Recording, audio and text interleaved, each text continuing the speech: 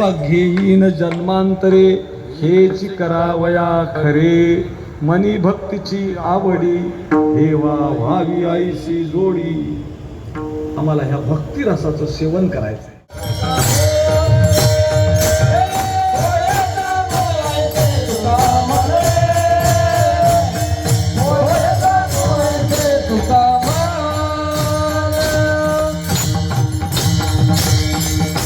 शिरोमणी भक्त कल्याण मूर्ती सच्चिदानंद स्वरूप संत हृदय सम्राट जगद्गुरु तुकाराम महाराज यांनी सांग एका मोठ्या पदाचा त्याग दर्शवणारा अभंग आहे. या अभंगातून महाराजांनी मोठ्या पदाचा त्याग दर्शवला असा सगळ्यांच्या पाठातला परिचयातील प्रासादिक अभंग आहे. जगद्गुरु तुकोबारायांची संपूर्णच अभंग संहिता प्रासादिकच आहे. हाच अभंग प्रासादिक म्हणण्यापेक्षा संपूर्ण गाथा त्यांचा हा प्रासादिकच आहे. असा हा सेवेकरता गोड अभंग निवडलेला आहे. आज या ठिकाणी त्या दत्त मंदिरामध्ये मोठ्या आनंदमय वातावरणात उत्साहवर्धक वातावरणामध्ये अधिक मासाच्या निमित्तानं पुरुषोत्तम मासाच्या निमित्तानं म्हणा, शास्त्रीय भाषेमध्ये मल मासाच्या निमित्ताने म्हणा आणि ग्रामीण भाषेत सांगायचं झालं तर धोंड्याच्या महिन्याच्या निमित्ताने. कारण या महिन्यामध्ये जे आपण काही करतो पुण्यकर्म काही साधना करतो आणि त्याचं फल हे अधिक मिळतं म्हणून अधिकस्य अधिकम म्हटलंय. आणि अतिशय अशा या सुंदर वातावरणामध्ये हा सोहळा संपन्न होतोय. झगडे महाराज मला कीर्तन करायच्या अगोदरच पोट भरलंय.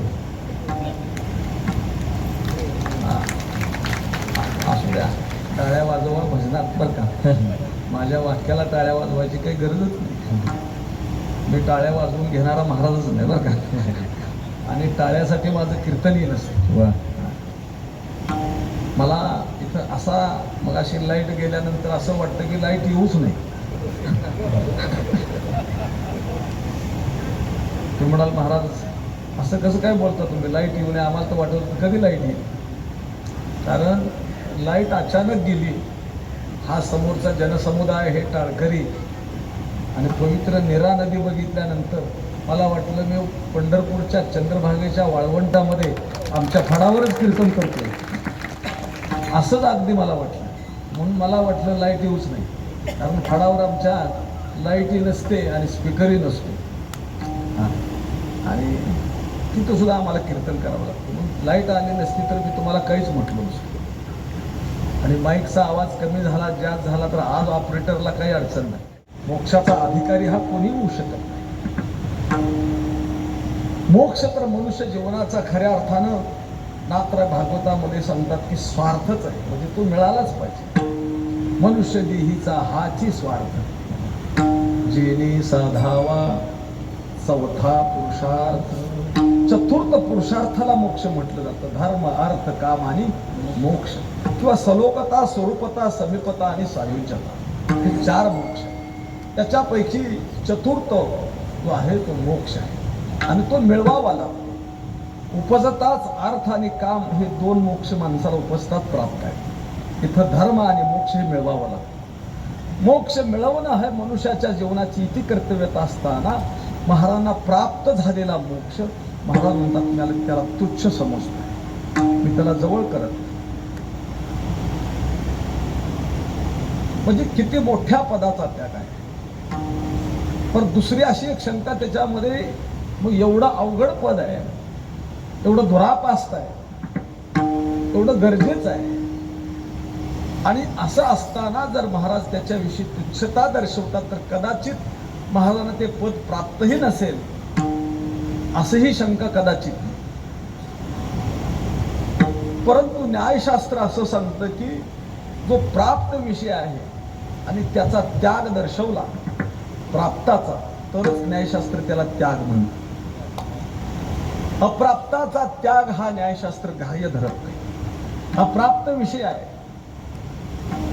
अप्राप्त विषय आहे. आता अगदी खाली येऊन सांगतो, ग्रामपंचायतीलाच निवडून येत नाही, डिपॉझिट जातंय त्याचं, आणि त्यांनी मारुतीच्या पारावर येऊन शपथ घेतली, मी देशाचा पंतप्रधान कधीच होणार नाही. त्याला अर्थ नाही. म्हणजे हीन म्हटल्यानंतर मिळतो, त्यांची प्रतिज्ञाच आहे, घेहीन मी जन्म यासाठी देवा. एखाद्या देवाची प्रतिज्ञा देवाला खरी करता आली नाही, सगळं मी सांगत बसणार नाही. पण संतांची केलेली प्रतिज्ञा संतांनी कधीच अपूर्ण ठेवली नाही. मोठ्यांची प्रतिज्ञा सुद्धा ही मोठीच असते, आणि मोठ्यांच्या प्रतिज्ञेमध्ये जगताचं कल्याण असतं. आमच्या छत्रपती शिवाजी महाराजांची प्रतिज्ञा होती, हे हिंदवी स्वराज्य व्हावे ही श्रीची इच्छा. केवढी मोठी प्रतिज्ञा, आणि ती प्रतिज्ञा आहे म्हणून, ती प्रतिज्ञा पूर्णत्वाला गेली म्हणून झगडे महाराज तुम्ही तो वाघ त्या नदीच्या तीरावर, त्या युगपुरुषानं ही प्रतिज्ञा केली नसते तर हे वैभव आम्हाला प्राप्तच झालं नसतं. मोठ्यांची प्रतिज्ञा. आपल्याला परत यायचंय खंडोबाच्या वाडी घ्या आणि द्या प्रत्येक करा. आता याचं मी सगळं निरसन करत बसत नाही. असा न मिटणारा विषय भक्तिरस, तो सेवन करण्याकरता मी पुन्हा पुन्हा तुकोबारायांचा जन्म पुरता पुरती आस सेवा. हे सुख काही वेगळंच आहे. हेच सुख पुढती मागतो आघाडी, आनंदाची फळे सेवादान, जन्म जन्मांतरी तुझाशी ऐकला, करुण विठ्ठला दासची तुझा भाव आणि ओलीची चित्ता करावा अनंता नाश त्याचा. अशा या भक्तिरसाचं सेवन करण्याकरता तुकोबारा म्हणतात आम्ही पुन्हा जन्माला येणार. जन्माला महाराज तुम्ही येणार आहात, बरोबर आहे, पण तुम्ही ज्यावेळेस जन्माला याल आणि ह्या भक्तिरसाचं सेवन करायला जाल, त्यावेळेस तो भगवान परमात्मा सगुण तर असला पाहिजे ना. कारण सगुणाशिवाय भक्तीचा आनंद नाही, निर्गुणामध्ये भक्तीचा आनंद नाही. तुकोबाराय सांगतात अवघ्या दशा येण्याची साधक, मुख्य उपासना सगुण भक्ती, प्रगटे हृदयीची मुक्ती, भावशुद्धी जाणून या. मग तो भगवान परमात्मा सगुण तर पाहिजे ना. तुकोबारा म्हणतात तो सगुणच राहणार का, तर त्यालाच आम्ही आकाराला आणलं. येण्याचं प्रयोजन काय, वेद पुरुष नारायण योगी याचे ब्रह्मशून्य मुक्तात्मा परिपूर्ण. तुका म्हणे सगुण भोळ्या, आमच्या भोळ्या वारकऱ्यांच्या करता पंढरीमध्ये तो आला. येण्याचं प्रयोजन ते. आता त्याच्यावर कब्जा दुसऱ्यानेच बसवला, तो भाग वेगळा आहे, पण त्याचं येण्याचं प्रयोजन त्या. आणि तो सुद्धा आता भक्ती सुखाला लाचावला. वेडा झाला लाचावला भक्तीसी.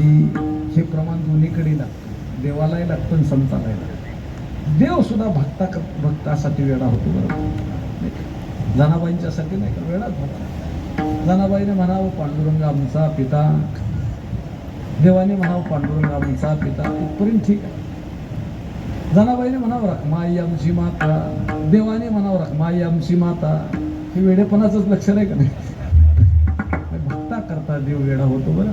हा असो, म्हणून तुकोबाराय सांगतात की त्याला आम्ही आकाराला आणले. नाही आनंदाशी जोडा, सांगता गोष्टीला गतिया जोडा, आलासी आकारा आमुचिया चाडा, तुका म्हणे आला नावा रूपा, तुका म्हणे आले रूपा. अव्यक्त चांगला, अव्यक्त आहे पण आमच्यासाठी व्यक्त झाला, सगुण झाला, आणि विटेवरती तो उभा राहिला.